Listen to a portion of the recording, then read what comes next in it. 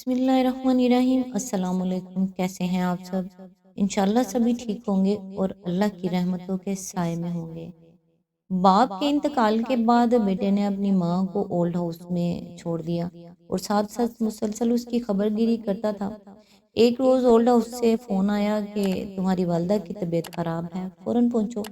बेटा माँ के पास जाकर बैठने लगा और पूछा, अम्मा आपको कुछ चाहिए जो मैं ले आऊँ? माँ ने कहा, बेटा यहाँ ओल्ड हाउस में एक कूलर खरीद के रख देना, क्योंकि यहाँ बहुत गर्मी है और यहाँ रहने वाले लोग बहुत तकलीफ और परेशानी में रहते हैं। और टूटे हुए शीशों को बदलवा देना ताकि सर्दी में ये लोग आराम से सो सकें। सहन में 2 दरख्त लगा देना ताकि उसके साए में यहाँ के लोग आराम कर सकें। और फ्रिज में अच्छी ग़िज़ा रख देना, क्योंकि कितनी ही रातें मैं बगैर खाने के सोई हूँ।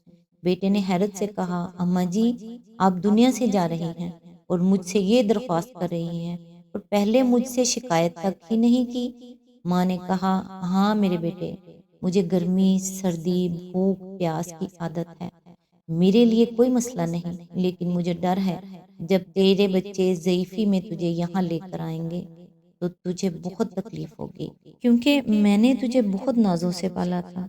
बात अच्छी लगी हो तो प्लीज़ अपने दोस्तों के साथ शेयर ज़रूर कीजिएगा। जज़ाकल्लाह।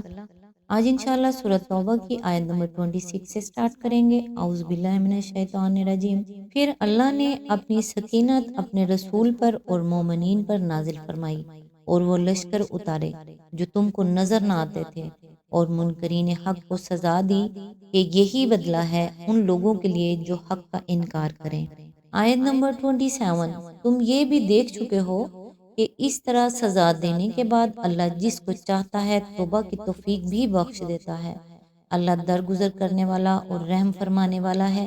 इसकी तफसीर है, ग़ज़वा हुनैन में फ़तह हासिल करने के बाद नबी सल्लल्लाहु अलैहि वसल्लम ने शिकस्त खुर्दा दुश्मनों के साथ जिस प्याजी और करीम उल नफ्सी का बर्ताव किया, इसका नतीजा ये हुआ कि उनमें से बेशतर आदमी मुसलमान हो गए। इस मिसाल से मुसलमानों को ये बताना मकसूद है कि तुमने यही क्यों समझ रखा है कि बस अब सारे मुशरिकीन अरब तहस नहस कर डाले जाएंगे। नहीं, पहले के तजर्बात को देखते हुए तो तुमको ये तवक्को होनी चाहिए कि जब निज़ाम जाहिलियत के फ़रोग़ व बका की कोई उम्मीद उन लोगों को बाकी ना रहेगी और वो सहारे ख़त्म हो जाएंगे जिनकी वजह से ये अब तक जाहिलियत को चिमटे हुए हैं, तो खुद ब खुद ये इस्लाम के दामन रहमत में पनाह लेने के लिए आ जाएंगे। आयत नंबर 28। ए ईमान लाने वालों, मुशरिकीन नापाक हैं, लिहाजा इस साल के बाद ये मस्जिद हराम के करीब ना फटकने पाएं। और अगर तुम्हें तंगदस्ती का खौफ है तो बईद नहीं कि अल्लाह चाहे तो तुम्हें अपने फजल से गनी कर दे। अल्लाह अलीम व हकीम है। इसकी तफसीर है, यानी आइंदा के लिए इनका हज और उनकी ज़ियारत ही बंद नहीं, बल्कि मस्जिद हराम के हदूद में उनका दाखिला भी बंद है, ताकि शिर्क व जाहिलियत के याद का कोई इम्कान बाकी न रहे। नापाक होने से मुराद ये नहीं है कि वो बज़ाते खुद नापाक हैं, बल्कि इसका मतलब ये है कि उनके एतक़ादात, उनके इखलाक, उनके अमाल और उनके जाहिलाना तरीक़े ज़िंदगी नापाक हैं, और इसी नजासत की बिना पर हदूद हरम में उनका दाखिला बंद किया गया है। इमाम अबू हनीफा के नज़दीक इससे मुराद सिर्फ ये है कि वो हज और उम्रा और मरासिम जाहिलियत अदा करने के लिए हदूद हरम में नहीं जा सकते। इमाम शाफी के नज़दीक इस हुक्म का मंशा ये है कि ये मस्जिद हराम में जा ही नहीं सकते, और इमाम मालिक ये राय रखते हैं कि सिर्फ मस्जिद हराम ही नहीं बल्कि किसी मस्जिद में भी इनका दाखिल होना दुरुस्त नहीं, बल्कि ये आखिरी राय दुरुस्त नहीं है, क्योंकि नबी सल्लल्लाहु अलैहि वसल्लम ने खुद मस्जिद नबवी में उन लोगों को आने की इजाज़त दी थी। आयत नंबर 29। जंग करो अहले किताब में से उन लोगों के खिलाफ जो अल्लाह और रोज़े आखिर पर ईमान नहीं लाते और जो कुछ अल्लाह और उसके रसूल सल्लल्लाहु अलैहि वसल्लम ने हराम करार दिया है उसे हराम नहीं करते और दीन हक को अपना दीन नहीं बनाते। उनसे लड़ो यहाँ तक कि वो अपने हाथ से जिजिया दें, छोटे बनकर रहें। इसकी तफसीर है, अगरचे अहले किताब खुदा और आखिरत पर ईमान रखने के मुद्दई हैं, लेकिन फिल वाक़या न वो खुदा पर ईमान रखते हैं न आखिरत पर। खुदा पर ईमान रखने के मायने ये नहीं है کہ آدمی بس اس بات کو مان لے کہ خدا ہے، بلکہ اس کے معنی یہ ہیں کہ آدمی خدا کو الہ واحد اور رب واحد تسلیم کرے اور اس کی ذات، اس کی صفات، اس کے حقوق اور اس کے اختیارات میں نہ خود شریک بنے نہ کسی کو شریک ٹھہرائے۔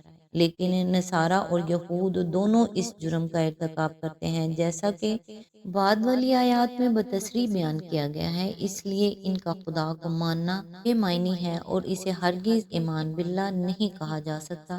اسی طرح آخرت کو ماننے کے معنی صرف یہی نہیں ہے کہ آدمی یہ بات مان لے کہ ہم مرنے کے بعد پھر اٹھائے جائیں گے، بلکہ اس کے ساتھ یہ ماننا بھی ضروری ہے کہ وہاں کوئی صحیح سفارش، کوئی فدیہ اور کسی بزرگ سے منتسب ہونا کام نہ آئے گا اور نہ کوئی کسی کا کفارہ بن سکے گا۔ خدا کی عدالت میں بے لاگ انصاف ہوگا اور آدمی کے ایمان و عمل کے سوا کسی چیز کا لحاظ نہ رکھا جائے گا۔ اس عقیدے کے بغیر آخرت کو ماننا لا حاصل ہے، لیکن یہود و نصارہ نے اسی پہلو سے اپنے عقیدے کو خراب کر لیا ہے، لہٰذا ان کا ایمان بالآخرت بھی مسلم نہیں ہے، یعنی اس شریعت کو اپنا قانون زندگی نہیں بناتے جو اللہ نے اپنے رسول کے ذریعے سے نازل کی ہے۔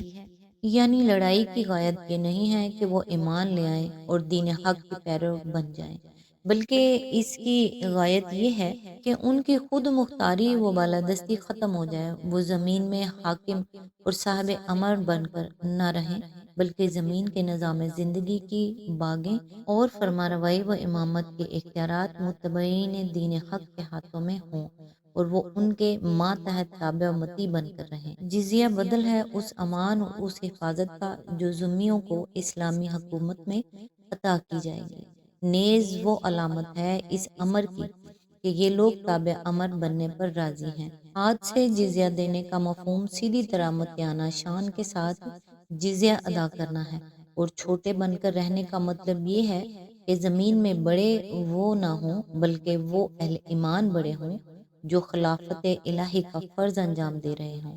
ابتداً یہ حکم یہود و نصارہ کے متعلق دیا گیا تھا، لیکن آگے چل کر خود نبی صلی اللہ علیہ وآلہ وسلم نے مجوس سے جزیہ لے کر انہیں ذمی بنایا، اور اس کے بعد صحابہ کرام نے بالاتفاق بیرون عرب کے تمام قوموں پر اس حکم کو عام کر دیا۔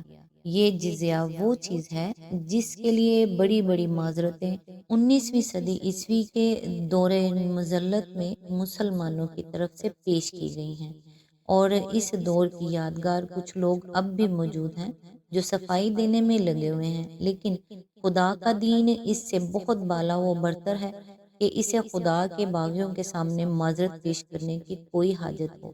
سیدھی اور صاف بات یہ ہے کہ جو لوگ خدا کے دین کو اختیار نہیں کرتے اور اپنی یا دوسروں کی نکالی ہوئی غلط راہوں پر چلتے ہیں، وہ حد سے حد بس اتنی ہی آزادی کے مستحق ہیں کہ خود جو غلطی کرنا چاہتے ہیں کریں، لیکن انہیں اس کا قطعاً کوئی حق نہیں ہے کہ خدا کی زمین پر کسی جگہ بھی اقتدار و فرمانروائی کی باغیں ان کے ہاتھوں میں ہوں اور وہ انسانوں کی اجتماعی زندگی کا نظام اپنی گمراہیوں کے مطابق قائم کریں اور چلائیں۔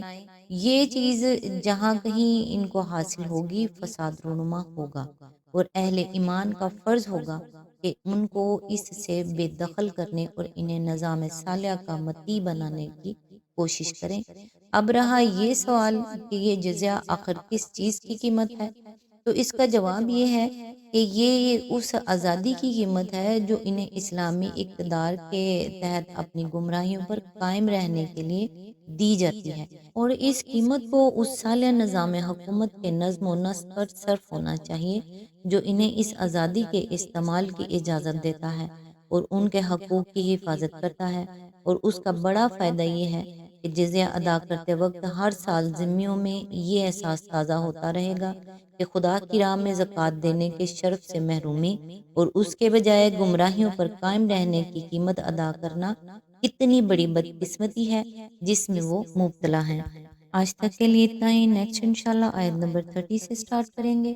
تب تک کے لیے دعاؤں میں یاد رکھیے گا۔ اللہ حافظ۔